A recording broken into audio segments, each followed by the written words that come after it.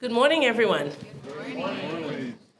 Thank you so much for joining us. My name is Louise Carroll. I'm a partner and co-chair of the Affordable Housing and Community Development Practice Group at Catton, Muchin, Roseman. And I'm very proud to represent Breaking Ground's Board of Directors here this morning.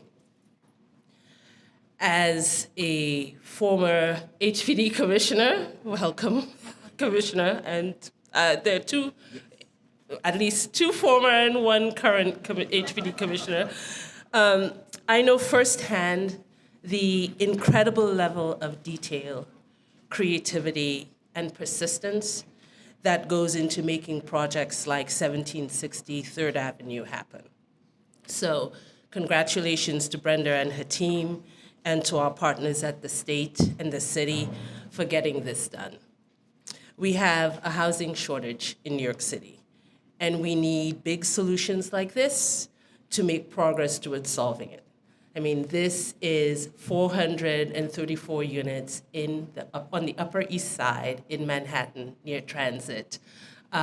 This is amazing work, so thank you all. On a macro level, this project will have an impact on our housing and homelessness crisis. But I'd like to take a little bit of time to focus on the individual stories of people who will make an apartment here their home when this is complete.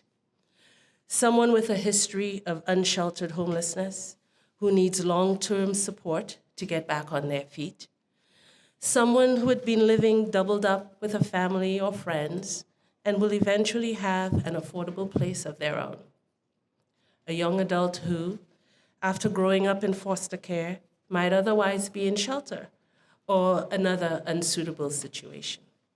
These kinds of stories, transforming the lives of everyday New Yorkers, is why we do this work. So thank you all for taking the time this morning to celebrate this extraordinary milestone with us. And now, please join me in welcoming the President and CEO of Breaking Ground, Brenda Rosen.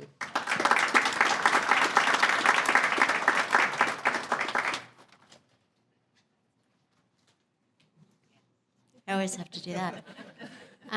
Good morning and welcome to 1760 3rd Avenue.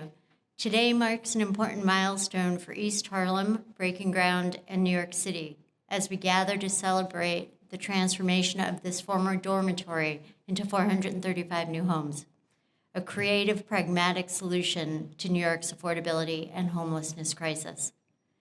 Through the adaptive reuse of this existing property, we're creating housing more quickly and cost-effectively than with new construction, while demonstrating our resolve to never let uncertainty, even in these most uncertain times, paralyze us from bold action.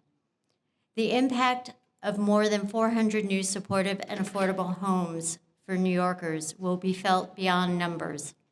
These homes will translate to hundreds fewer people sleeping in shelters or on streets every night, hundreds more opportunities for their stability, dignity, and security for the long term. When we refuse to accept homelessness as an intractable problem and instead take concrete steps to address it, we state unequivocally, Breaking Ground will never stop working to ensure that every New Yorker has a place to call home. But Breaking Ground, of course, does not act alone. We're deeply grateful that our partners in government and the private sector, truly the best of the best, share our vision and have invested deeply in making 1760 3rd Avenue a reality. And we're delighted to have you all with us to say a few words this morning. We're extremely fortunate to welcome our first speaker this morning, the most consistent, creative, and mission-driven leader anyone could ask for. She's a gift to work with and to learn from. Please join me in welcoming Commissioner and CEO of New York State Homes and Community Renewal, Ruth Ann Visnauskas.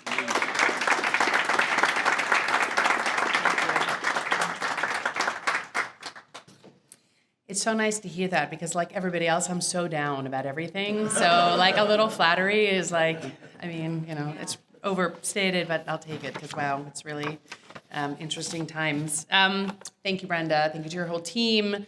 It took us a minute to get here, but we, of course we did, because our partner's breaking ground, and with everything they do, they push through what often seem like insurmountable hurdles to get to success. So thank you to you all for being such wonderful partners, and especially to you, Brenda. I am delighted to be here with HPD and with my partner in crime at OMH, Dr. Sullivan, and with OTDA. We work really closely at the state level with our counter agencies in projects like this that serve such a diversity of needs. So always delighted to be sort of sharing the podium. I would also just shout out my team at HCR. We are operating, as everyone is, under a lot of stress right now, and I'm really fortunate to have an incredible team of people who work to make projects like this get over the finish line as well. So, you know, we come to these events not to have people necessarily say nice things about us, although that is a benefit of it. We come because it takes an enormous amount of work to get to this point, which is sometimes a groundbreaking. Today we're calling it a wall breaking, which is cool. And to just have a moment of reflection of just how much work it takes to get to this, because the day before and tomorrow we go back to the trenches and to all the other projects that we're working on and serving all the people that we all serve. We are doing a lot at HCR in New York City, and we're doing a lot in Manhattan. We broke ground on a project up at 123rd Street early last year. We completed a project that's associated with the National Urban League up on 126th Street last year also. We recently did a 50-unit supportive housing project on 118th Street called Homeward Central Harlem. So we are doing a lot in Manhattan, and we are continuing investments here because these are investments that are increasing the supply of housing across the state. They are doing it in neighborhoods where people have access to jobs and access to transportation, and where they want to live and where their friends and family are. And we're doing it in a way that's providing resources for incredibly vulnerable New Yorkers. You can go to almost any neighborhood in New York City, it feels like, and see people who are in distress. And so delighted to be part of a project that is providing services, providing resources, providing stability for those New Yorkers. And as always, sort of credit breaking ground for having the vision to transform a former Hunter Baruch dorm, an underutilized asset, into a place where more than 430 households will be able to live affordably in a modern and safe and beautiful building. These projects for us, and I think for everyone in this room, are about opportunity, and that really drives our work, is to bring opportunity back into the system. It is hard not to come to these events and sort of talk about what's going on at the federal level, but I think we all feel an enormous amount of stress and risk to the work that we do and to the resources that we use to get these projects and so many other projects across the state done. I am incredibly fortunate to work for a woman who is very committed to affordable housing, and the governor and the state will continue to the work that we do and make the investments we are making in the face of what feels like more turbulence than we certainly have felt in my time. We also are in state budget season, which if you're not like a government nerd, you don't follow, and that's okay. But what it means is that right now the governor is proposing even more resources for affordable housing in the budget this year, funding for homeownership, getting rid of algorithms that some landlords may use to drive up rents for New Yorkers, so protecting tenants through a sort of a statewide ban on that. The governor recently committed $1 billion to the city as part of the City of Yes for Housing Opportunity into affordable housing. So we are in a moment of what sometimes feels stressful. We also have some nice lights and things that we are talking about in terms of more investment and more dollars and more focus. There is not one single solution to homelessness. There is not one single solution to the affordability crisis. It takes all of these investments, all of these projects throughout New York City, throughout New York State to address that. And so I thank you all and can't wait to come back and see it when it's done.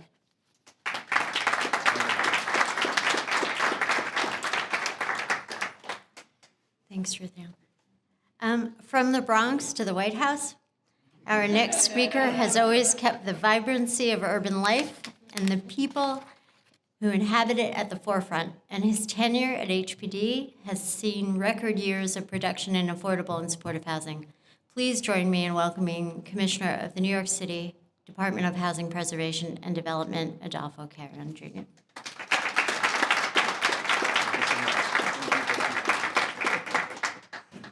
That's going to be the title of my book.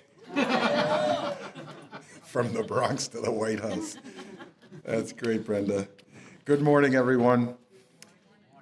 Oh, come on, you can do better than that. We need it. I think Ruth Ann hit the nail on the head. We need affirmation. We need joy. We need funding. We need partners. It's so nice to be here, Brenda. I attach myself to all the nice things you said about my dear friend and colleague, Ruth Ann. She's terrific. We work together and solve problems, multi-million-dollar problems, sometimes hundreds of millions of dollars. And of course, to my immediate predecessor, Louise Carroll, who continues the march outside of government now, but in working with organizations like this. She chaired the Center for New York City Neighborhoods until recently. It's good to see you, Mike Rosen, my brother. And so many partners and friends. I want to thank Dr. Sullivan for your partnership, OTDA, Wells Fargo. Thank you all. This is, the other day I was at a meeting and I used the word that we often loosely use, unprecedented times. That word was invented for today. We are living through an amazing moment in our history. As a country, it is shocking, it is terrifying, it is embarrassing to see what the leader of this nation is putting forth to the world and the trickery that's going on with federal funding, whether it's a freeze, whether it's asking people to, in 48 hours, send a memo of what you did in the last week to show that you can keep your job, and all this unbelievable instability that's being enabled and encouraged at the expense of so many important things like the work we do, Brenda. And so I think it's a time for us to really deepen our resolve, deepen our partnership. We love working with the state of New York, just as the governor, the mayor, and this administration have made unprecedented investments. There's the word again. But that one literally is true, right? We're talking about $26 billion of funding over a 10 to 15-year period, record-breaking numbers of production and preservation of housing. And you know that we've also advanced ideas like fixing the zoning envelope in this city and allowing more construction of affordable and market rate housing everywhere because we have a severe supply problem. You've heard and probably overheard many times the 1.4% vacancy rate, the difficulty that working families have to find places to live, to raise their kids, and thrive in our economy. So these are very challenging times, and the response is so critical. The Midtown South, the Manhattan Plan, Willets Point, the RFPs that we have on public sites all across the city, where we're asking our private sector partners to come in and partner with us in creating affordable housing and dealing with the crisis of homelessness or the risk of going into homelessness. And we do all this. I see my dear friend Diana Ayala sitting in the first row. Diana is a champion for all of this work. Diana embraced this project. We put in $128 million to acquire the building. The state put in nearly $70 million. On the financing side, we've got the 15-15 commitment here. We've got rental assistance support from both the state and the city. This is a real partnership. And I'm so glad to be able to be part of this moment. And I know that if we do a wall breaking, I guess we can still cut a ribbon, right? Yeah, I think so. So I look forward to cutting the ribbon after breaking the wall. Congratulations, everybody.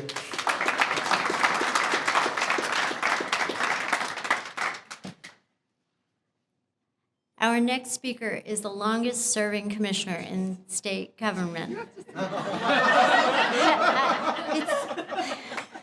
I'm really honored to say that. And has helped navigate one of the most difficult eras for mental health in New York's history. With deep roots in the city, she is a passionate advocate for improving the lives of New Yorkers living with mental illness. And I will say, I believe that this is the first wall breaking that you're attending for Breaking Ground, and we are over the moon about it. So that wasn't on my page, but I just wanted to let you know. So please join me in welcoming Commissioner of the New York State Office of Mental Health, Dr. Anne Marie Sullivan.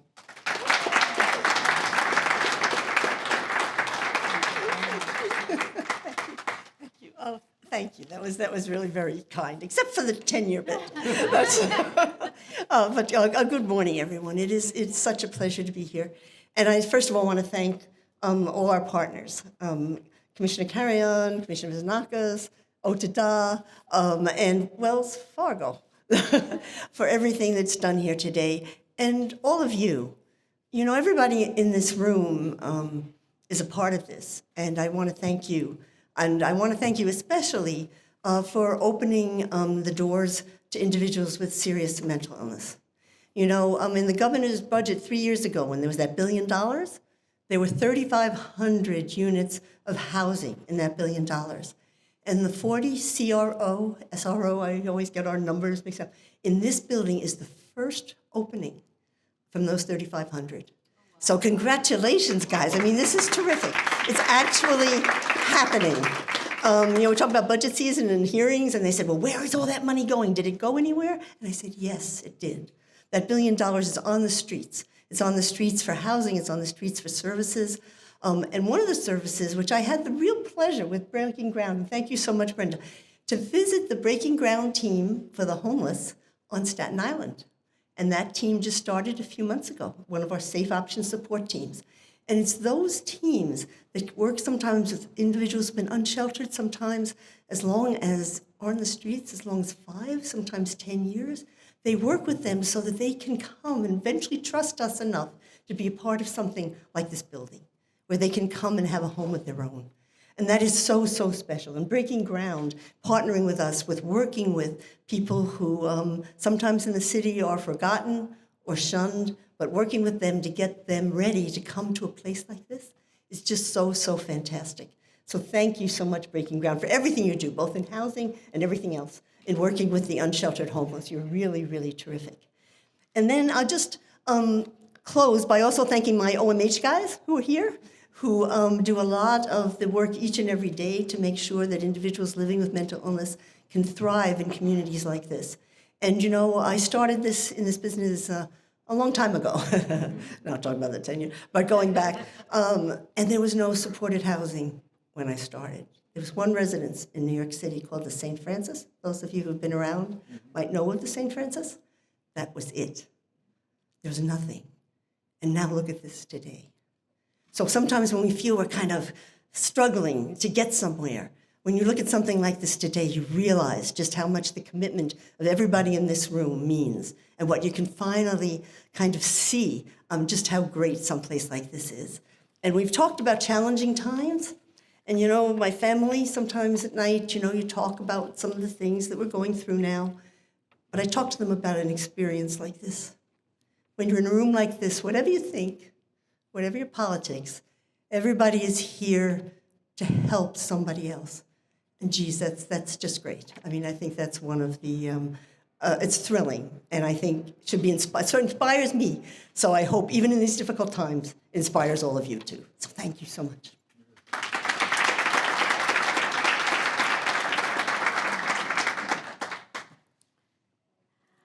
On almost every project we do, the Homeless Housing and Assistance Program provides vital financing for units that will serve people exiting homelessness.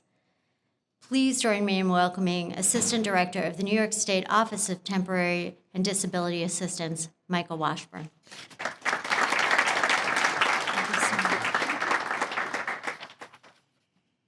Good morning. On behalf of OTDA Commissioner Barbara Gwynn, it's an honor to join you here today to help celebrate the wall breaking, which I like that term, of this great project at 1760 3rd Avenue. OTDA, through the Homeless Housing and Assistance Program, has partnered with New York State HFA, HCR, and OMH, as well as New York City HPD, the New York City Acquisition Fund, City Council and Borough President Rezo A funds, the Low Income Investment Fund, Wells Fargo Banking, and Breaking Ground and their development team to help support the creation of 434 units of housing, of which 261 are permanent supportive units for formerly homeless single adults age 55 and over, youth aging out of foster care, and for adults with a serious mental illness, with the remaining units for households at or below 60% AMI. This is HJP's, I think, 18th project with Breaking Ground, and we're proud to assist in developing homes for our neighbors. We're fortunate to have a governor who promotes permanent supportive housing that can have a transformational impact on the lives of New Yorkers experiencing homelessness. That support and these partnerships will have a long-term positive impact on residents' lives. I want to acknowledge Ryan Salkowski, the HHAP project manager, who unfortunately was unable to be here today, as well as our partners at DASNY, Lucy Sanchez and Elias Mustakis, to help oversee the project. I wish you all the best in working towards a successful completion of this project and can't wait to come back for the ribbon cutting. Thank you.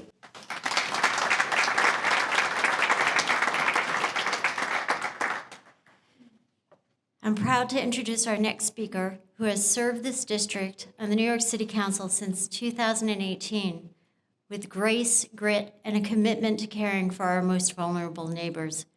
We are honored to have worked with you at the very northern part of your district in the South Bronx at Betanzas Residence, and now here in East Harlem at 1760 3rd Avenue. Please join me in welcoming Deputy Speaker of the New York City Council, Diana Ayala.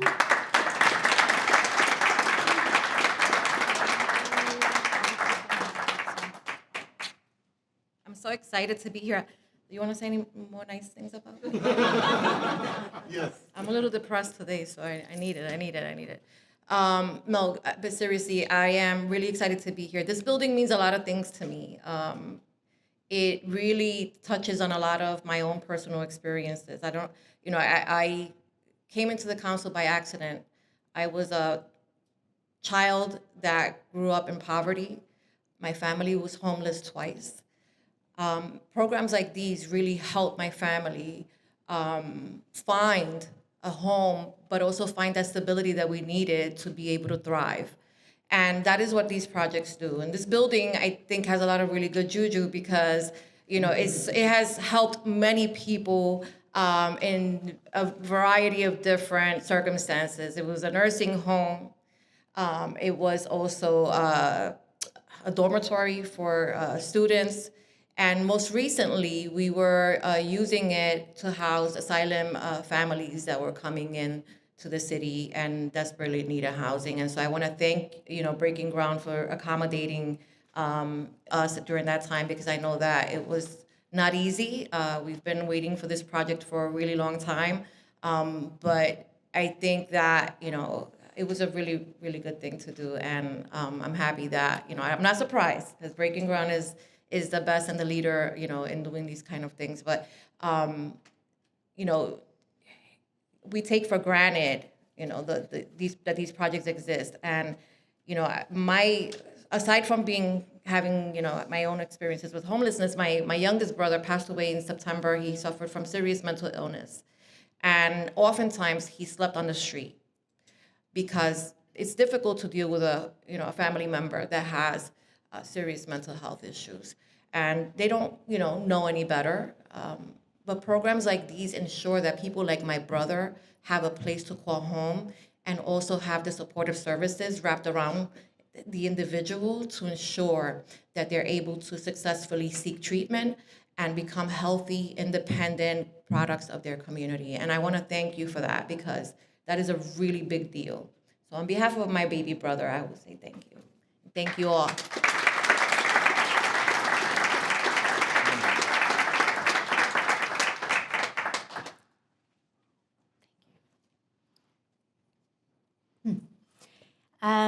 Before I welcome our final speaker, I want to take a moment to acknowledge our important work with Wells Fargo, who always go beyond a financing partner for Breaking Ground. You ask what our tenants and clients need, and you mobilize forces of volunteers to get that done. You ensure the people that we serve have more than just four walls and a roof. And we are so grateful that you continue to invest in our mission. So please join me in welcoming the Head of Public Affairs for Wells Fargo, Jason Rosenberg. Good morning. I don't know if it's harder following that moving speech or being the last person before a wall breaking. So I will be short. 25 years in Washington, most times I use 10 words instead of one, but I'll try and be a little clearer here. We are thrilled to be here. And you've heard a lot about the 434 housing units that are coming in. I'm focused on one. It's great to come back for the ribbon cutting. I would like the opportunity to come back to hear what it means to each individual family when they move into affordable housing in this great community. This is a community, as you've noted, that has phenomenal transportation opportunities, has access to jobs. It is not a food desert. It is a phenomenal community that we are thrilled to be a part of. And to be able to be a part of building what is that affordable and opportunistic housing is something that shows what we do in communities. We'd like to bring the full force of Wells Fargo, from our community lending investment team to our philanthropic team, Stacy Spann and Chrissy Moore. This is something that will help transform and continue to build this thriving community where small businesses are the heartbeat of the work. I look forward to coming back, not just for that ribbon cutting, but to understand the work and the impact it has had on each individual person. We've had the ability to partner for 15 years. There is nobody better. Kara McShane, one of our senior executives, is on the board. Breaking Ground has continued to lead, not just show up, but lead throughout all of New York. And we just look for the opportunity to continue to partner and engage and help be part of the solution. Thank you for everything. Thank you all for showing up for this great public-private partnership. There is no better example that we have heard recently, and I'm excited to pick up a hammer and break a wall. Thank you so much.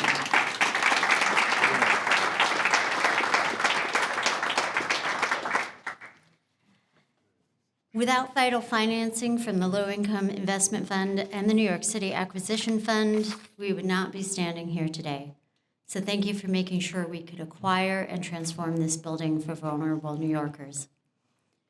Also, thanks in large part to our dear friend Ilsa Melamed, who is sitting right there. She's waving. We'll be able to establish apartments and specialized services for 40 young adults who are aging out of foster care who have experienced homelessness. Ilsa, you inspire us every day through your commitment to sharing your story and resources to make life better for future generations. Last but certainly not least, thank you to our partners at Datner Architects, who help us breathe new life into this building and ensure it is welcoming for every one of our tenants and the community. And to Archstone Builders, who are hard at work on bringing this vision to life, as you'll see when we go upstairs. Thank you so much. Bravo.